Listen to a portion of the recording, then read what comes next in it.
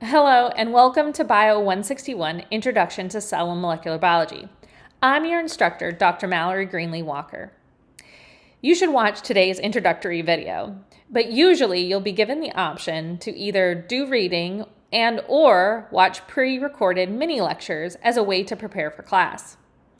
In today's first video, I'm going to explain why we're studying cell and molecular biology, the approach we will take in understanding cell molecular biology, or the way and order I'll present the content. I'm then going to explain the teaching mechanism that I'm going to use to present the material to you, and I'll end by giving you a tour of our Canvas page. So, what does a California redwood tree, a baby, and a bacterial pathogen have in common? This is not a bad joke. You may be thinking nothing. But, in fact, these are all living things. And because they are living things, that means that they are made up of cells, or in the case of a bacterial pathogen, made up of a single cell. Cells are the basic unit of life, and they can acquire energy, communicate, reproduce or divide, respond to external stimuli, and over many generations, they can evolve. And at the level of a single cell, we're going to look at, in this class, how these processes occur normally and how they might be disrupted in disease. So as you learn more about the components of a cell or processes in a cell, you'll be able to take future coursework that will extend this knowledge to modern applications, including something like nutrition. And so in this class, we're going to look at how cells metabolize carbohydrates in a process called cellular respiration. And they use these carbohydrates to make energy. We'll also look at, for example, how plants harvest energy from the sun to make plant carbohydrates.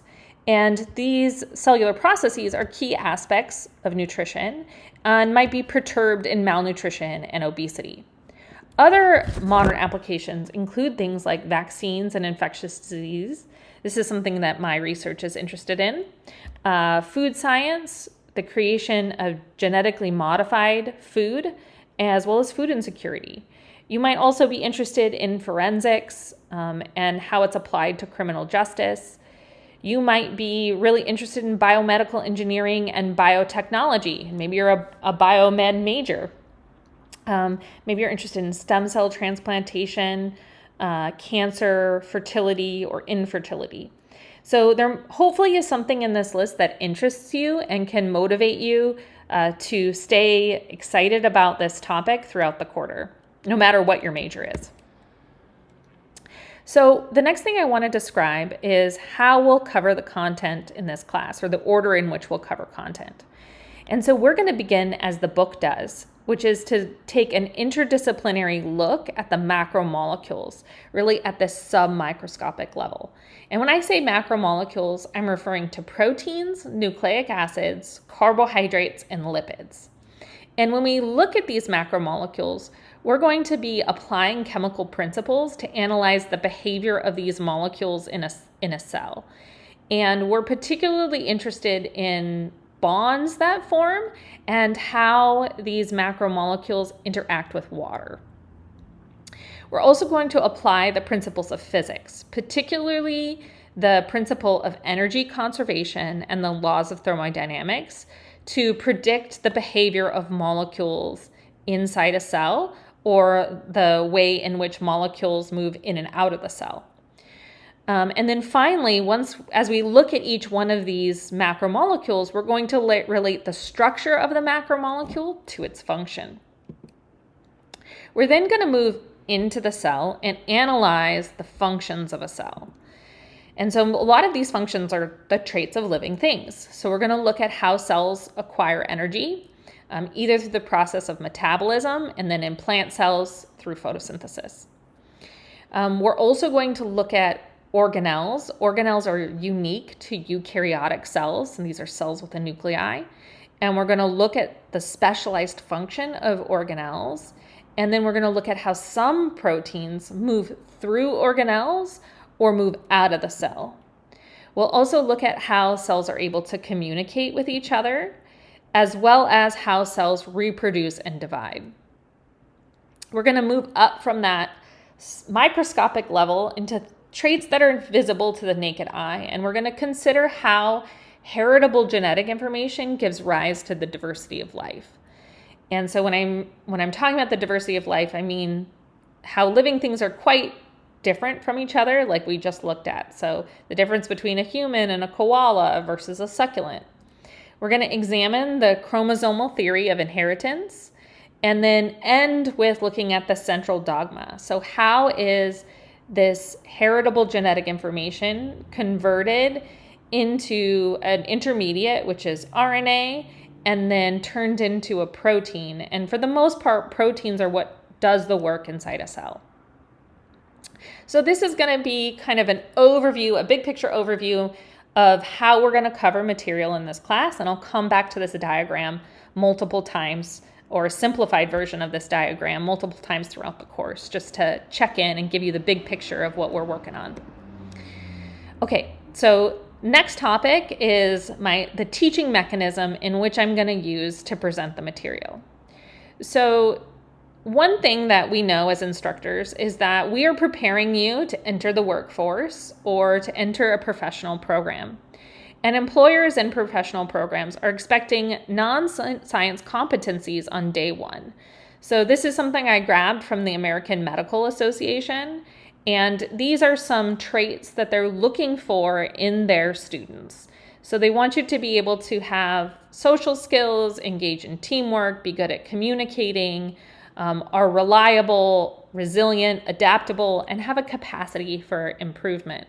And so this suggests to me that we have to have practice at adapting to new situations and opportunities to engage in oral communication and in teamwork.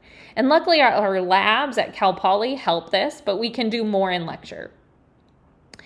There are also a whole bunch of studies that shows that there are types of instruction that improve student engagement, improve and increase a higher level of learning, as well as improve retention in various majors.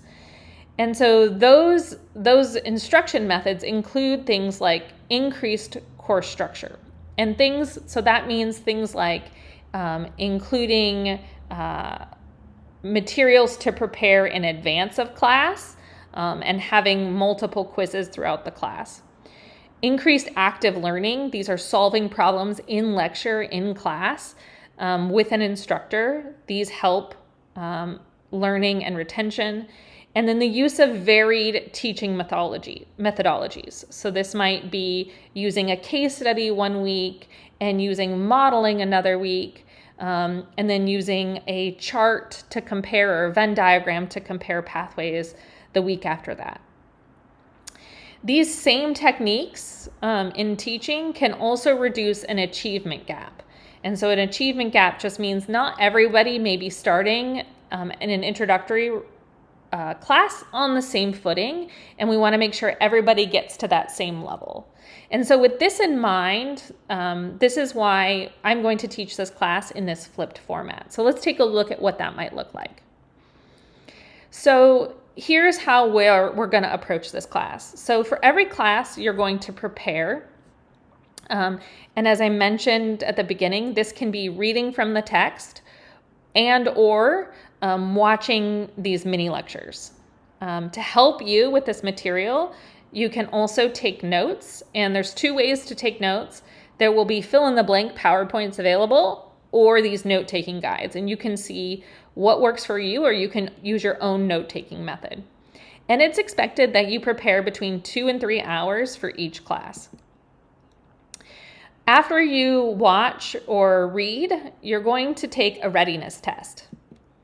And these are daily timed tests that are just going to test your recall and retrieval of information. And it's going to be largely focused on where those note-taking guides or the fill-in-the-blank questions or parts of the PowerPoint are guiding you to focus on that material. Your 2 lowest readiness tests can be dropped. And so this includes both excused and unexcused absences. And then once you're done with preparing, we're going to come to lecture. So we're switching from green to white.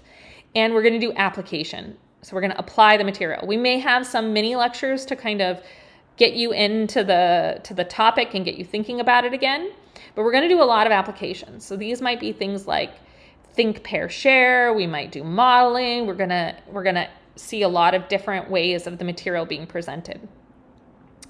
As a way to wrap up, I'll always go over the answers to the activities, and then we're going to have a learning catalytics. So this is an online response system, and so I'll ask some questions.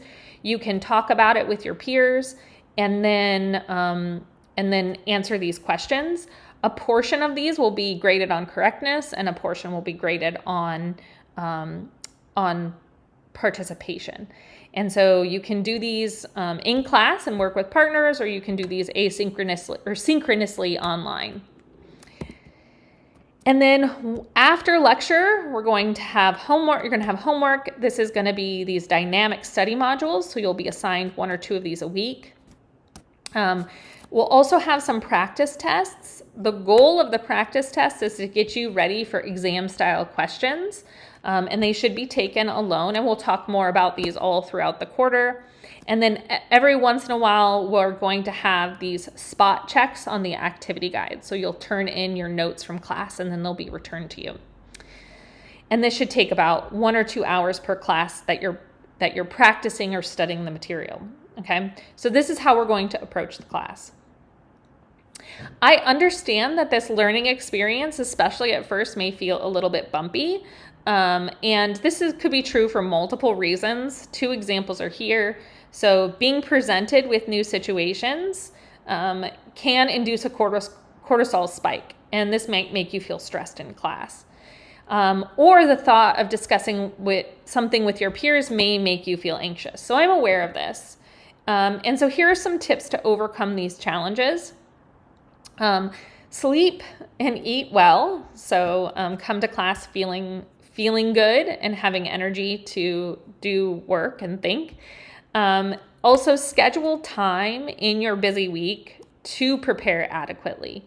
So the content will be available usually a week before class, and so make sure you're scheduling that time to prepare. Organize your notes so that you can find information quickly in class if you haven't practiced your recall yet. So make sure you bring a laptop or a tablet where you can easily pull up those notes.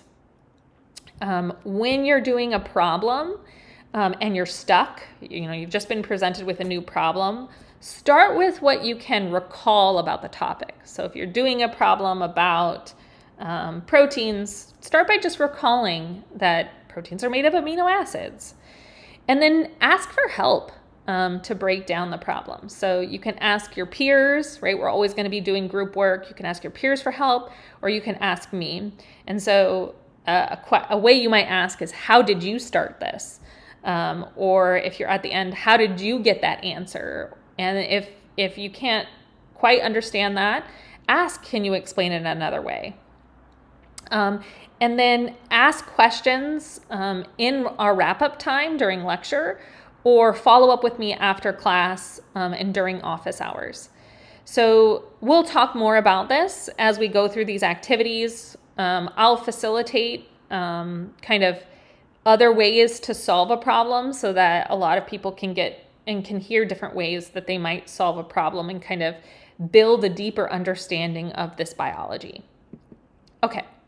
So that's what I have to say about the class and the mechanism that I'm going to use to teach the class to you. And I now want to give you a brief tour of our Canvas page. So right now we're in Canvas, and this is our welcome page. And this is a place where you can quickly find my email, office hours, and quick link to the syllabus and course schedule. But a better way to navigate through this Canvas shell is to come over here and click on modules. And under modules, you'll see we have our first module here, which is my welcome message in the syllabus. So this will bring you back to that welcome page. But before day 1, you should also read through the course syllabus. And so I have the course syllabus separated by overview and class policies. And then you can come and click on course schedule. We have topics and assignments. So if you want to get a head start and go ahead and put in all the due dates for your assignments in your calendar, that would be a great way to start the quarter. So let's click on course syllabus because I want to point out a few things. So again, you'll see here's my email. We have office hours, what's required for the class, what you'll learn. But down here, this is the different types of assessments that you'll get in Bio 161. And so you should click through each of these to read more about these different assessments. You can see what percentage they'll contribute to your final grade. And then I've summarized some of the grading policies. So in this class, as I mentioned, we're going to be taking this approach where we do some reading or watch these videos before class, and then we'll assess your readiness with these daily quizzes. For each quiz, the 2 lowest will be dropped, and they're not accepted late because we end up talking about them during lecture. For learning catalytics, the 3 lowest are dropped, but none are accepted late, again, because we talk about them in class. For worksheets and other homework through MyLab Mastering, there's a 10% late penalty per day with a 50% max deduction. So there's some grace policies in each of these categories in case you miss a day or you get sick. I don't want you to get set back too much. So go ahead and read through each of these, really important reading to do, and we'll check in on day 1. We also have course policies here. So this will go over, again, a summary of how this class will be taught, some other requirements for the class, some tips on being successful, and then other resources at Cal Poly. Okay, so let's come back here. We have our course schedule, and then there's extra resources and information here. So a more descriptive text about the class format, a longer section on academic honesty, where to find technical help. There's this link here called Studying Suggestions. This is something that Dr. Keeling and I, another bio faculty, worked on for tips for how to study for this class or any class at Cal Poly. And we'll talk more about this link and different approaches to studying when we get closer to the midterms. Here I have an accessibility link. So my intention is that this material is accessible to everyone in this class, but if I've overlooked something that limits your accessibility, please reach out and I'm happy to work with you. I also have my policy on classroom civility and diversity. And then here are a bunch of links for student services and basic needs. So if you or anyone you know is having difficulty accessing food or housing or needs some basic services, there's a lot of really useful links in here. And so I've tested these links. They should all work, or I'm happy to help you navigate these services if you need some help with that. Okay, so moving on, our next module is our week 1 module. So this is where you'll come every week and click on, let's start with day 1.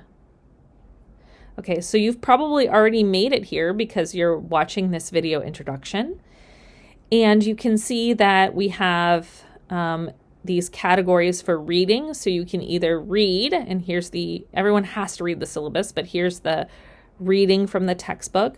And then we have these note-taking guides here that go along with the text. So I'll go ahead and give you a sneak peek at what that looks like. So for the different categories, it has some questions you can answer as you read along.